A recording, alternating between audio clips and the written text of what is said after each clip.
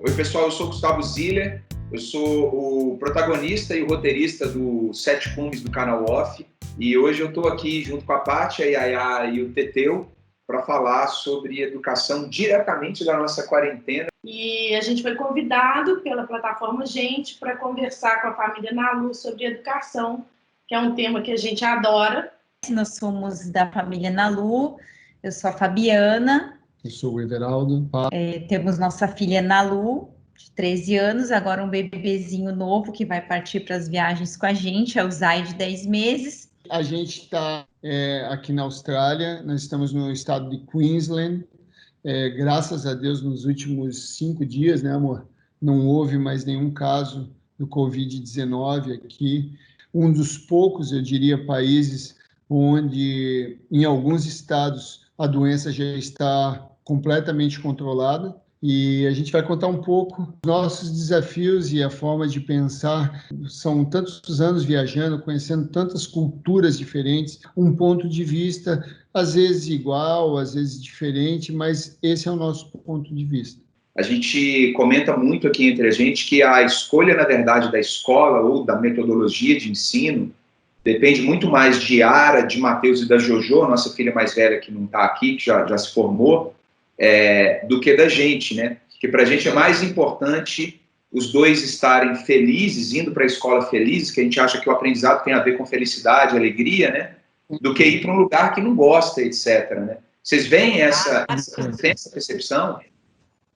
Ao ponto de no ano passado, nós passamos o primeiro ano completo em um lugar. A Isabela nunca teve esse momento onde ela tivesse um ano letivo completo. Então, a Bela teve experiências enormes, desde escolas na Indonésia, escolas no Chile, escolas nos Estados Unidos, no Havaí, e homeschool. A Bela fez homeschool na 3ª série, que foi quando a gente morou no barco, um pedaço da 4ª série, na 6ª série, e agora no 8º ano. Ela já foi numa escola internacional, já estudou na escola Waldorf, já estudou em escola pública, então ela tem, assim, um pouco de cada coisa, e a gente sempre tira o melhor de cada um, né?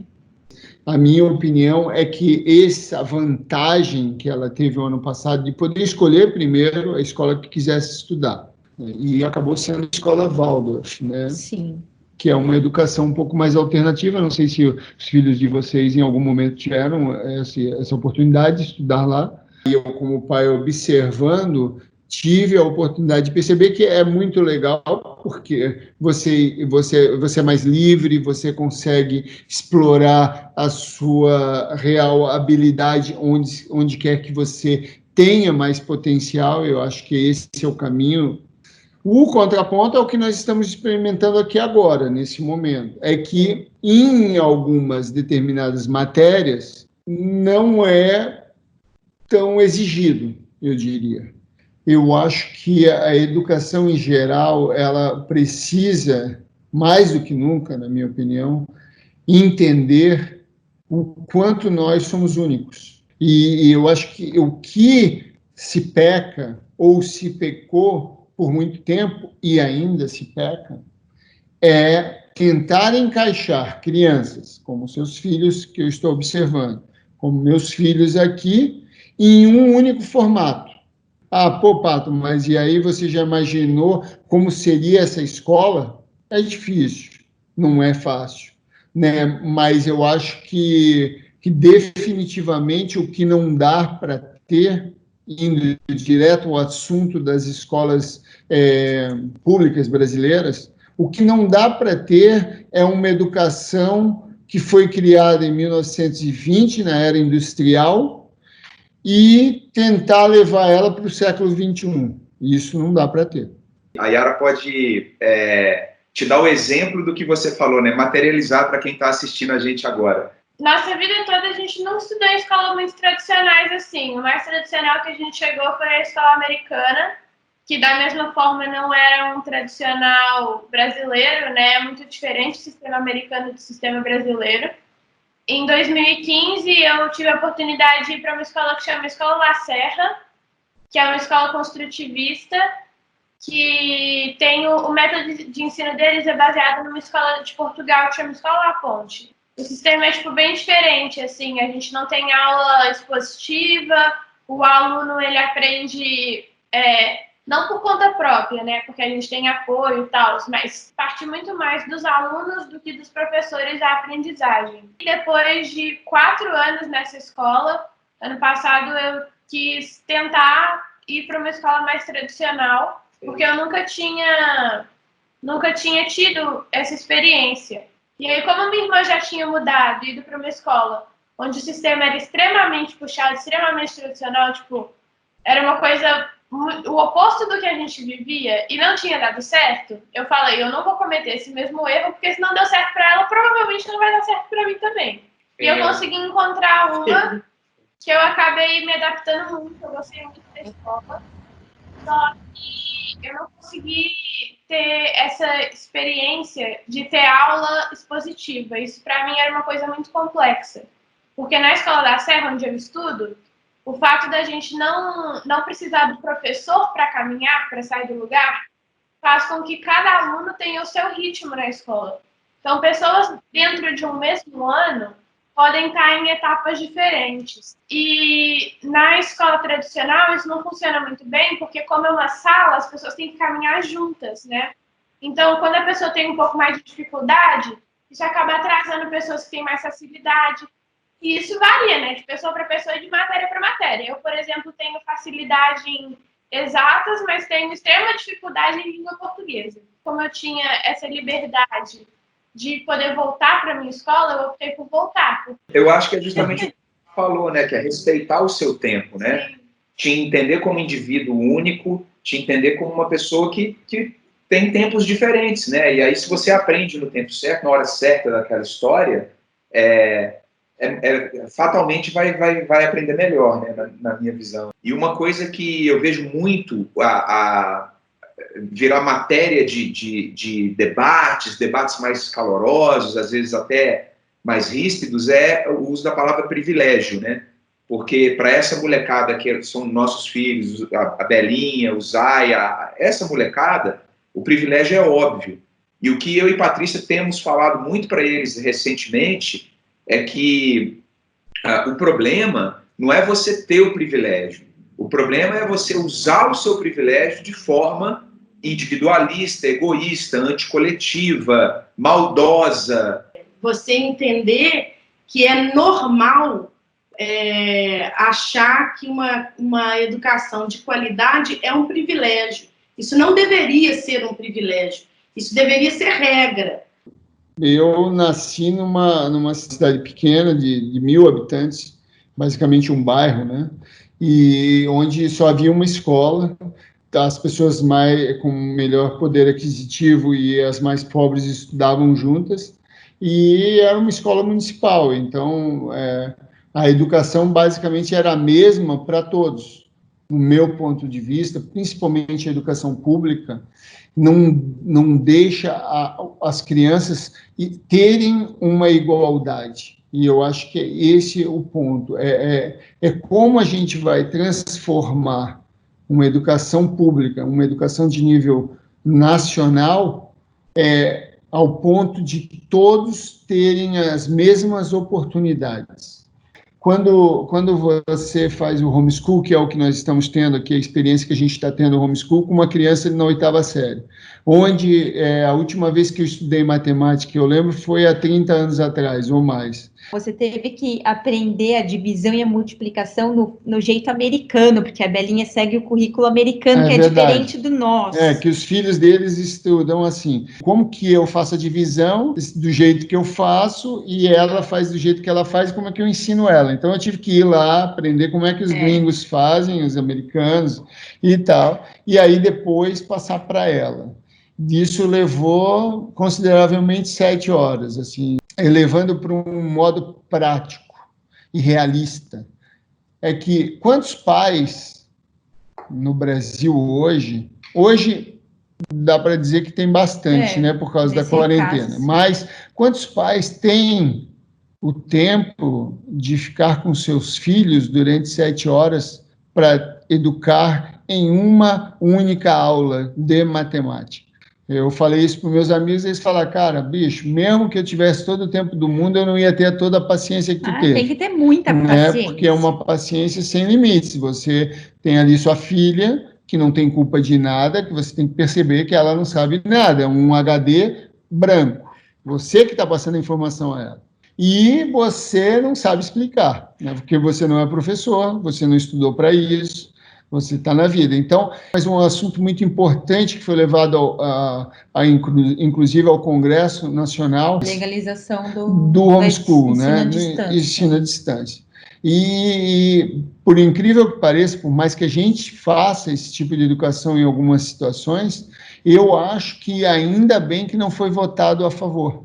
Porque não sei se nós, no Brasil, teríamos condições de educar nossos filhos em casa para esse futuro melhor que a gente quer. Porque é complicado, cara. Porque eu estou aqui todos os dias com a minha filha, com o tempo, minha esposa, e mesmo assim, eu tenho muitas dúvidas do tipo de educação que ela está recebendo. Esse padrão de comprometimento que vocês têm com os filhos. Então, acho que o maior recado, o melhor recado é esse. Principalmente com comprometimento, e a educação também. Se você não se compromete com aquela criatura que você pôs no mundo, vai dar errado. Ou, no mínimo, tem que ser uma pessoa muito iluminada para dar certo, né? Eu tinha tudo para dar errado, dei certo.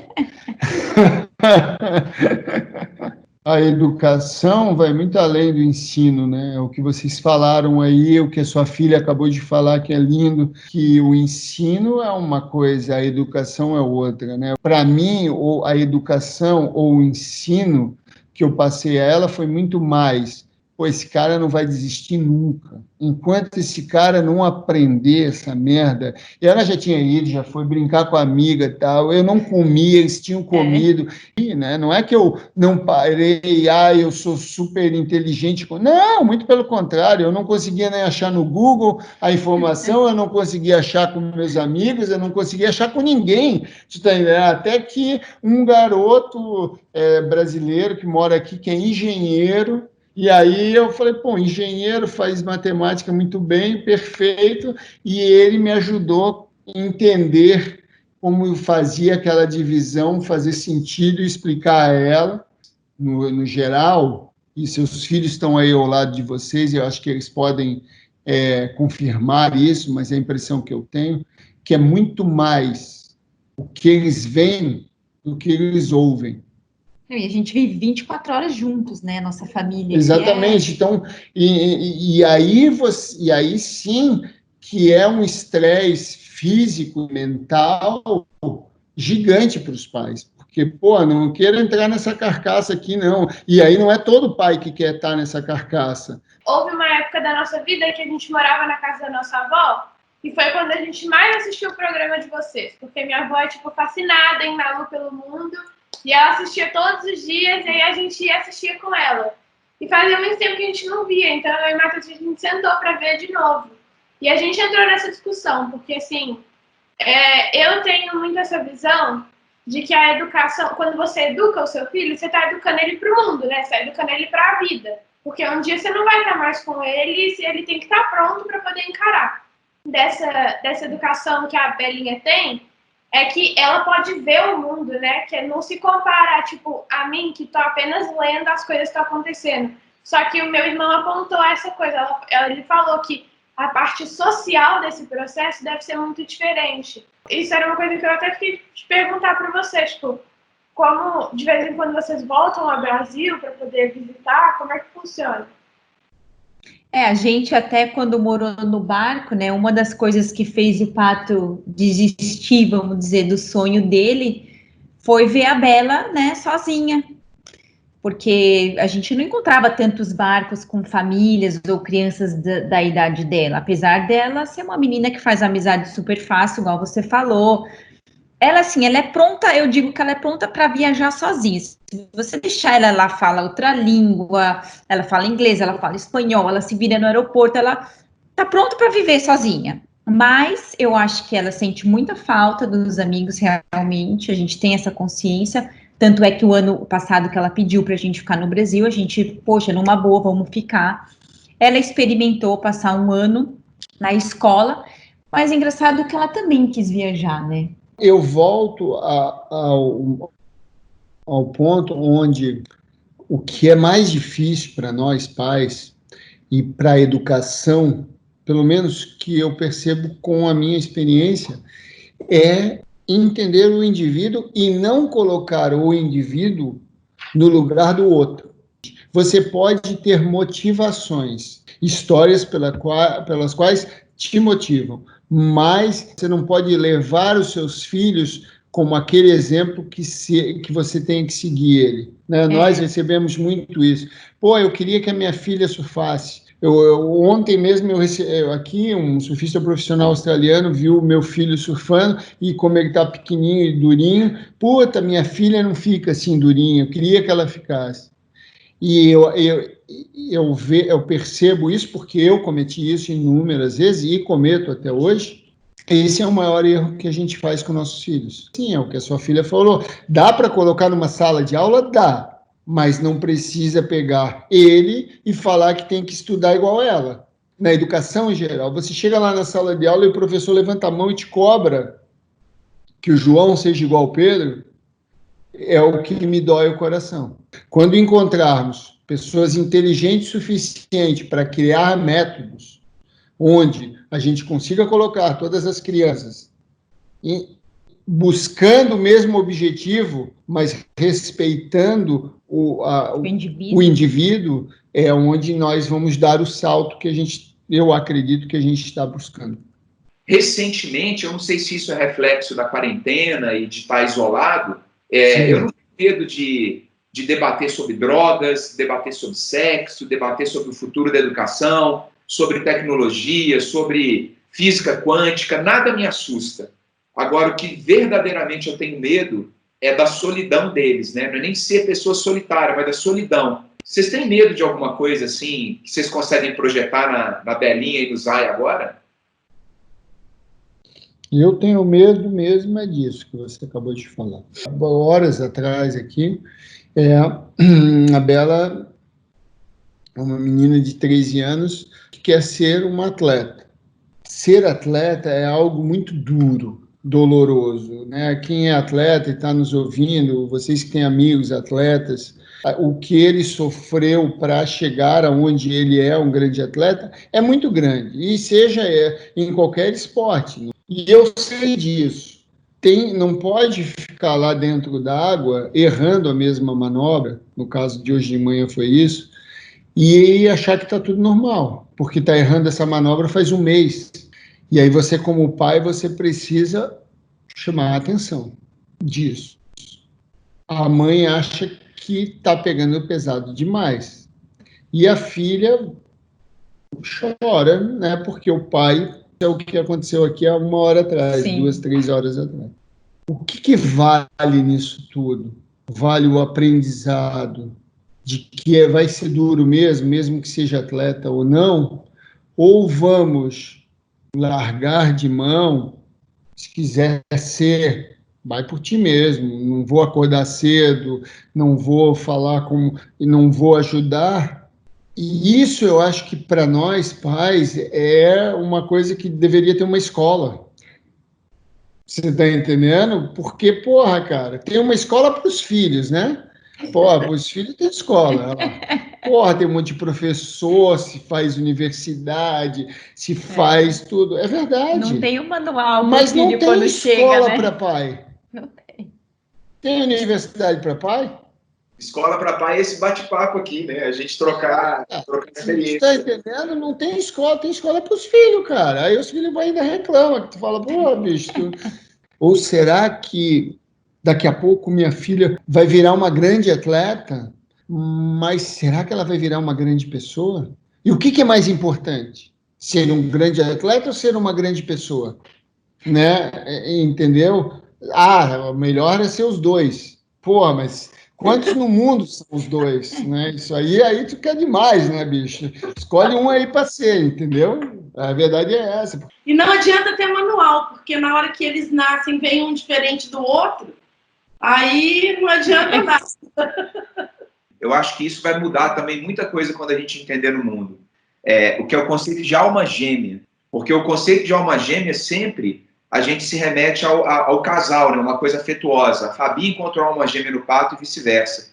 Eu acho que a alma gêmea não é isso. A alma gêmea são pessoas que têm o mesmo interesse e compartilham isso para o mundo. Então é um prazer falar com vocês aqui, porque a gente acabou de identificar um casal alma gêmea da gente, né? E a gente fazer isso, pegar uma atração na educação e mostrar isso, passar para frente, eu acho que é um caminho da gente expandir essa noção, né, de que somos privilegiados, precisamos de igualdade, precisamos diminuir, por aí vai, né?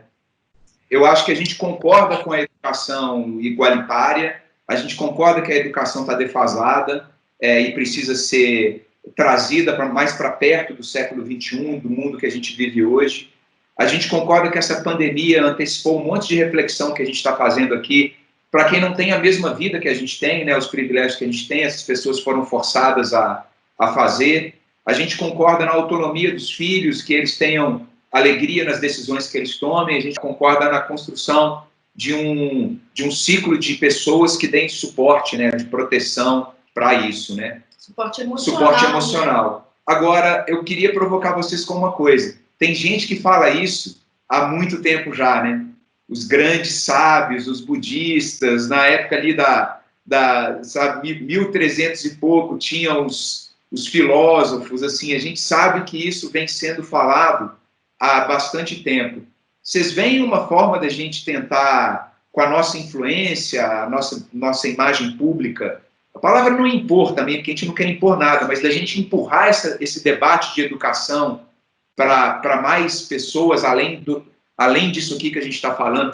Quer dizer, é uma dúvida que eu tenho também, sabe? Eu fico pensando o que eu posso fazer mais, porque eu acho que isso é tão importante, esse debate. Se você vê, os grandes acontecimentos sempre foram assim, o que nós estamos fazendo, e o trabalho das formigas, é muito importante, é uma para outra mesmo, amanhã a gente divulgar e passa para o outro, que acha relevante que passa para o outro, a gente vai conseguir, cara.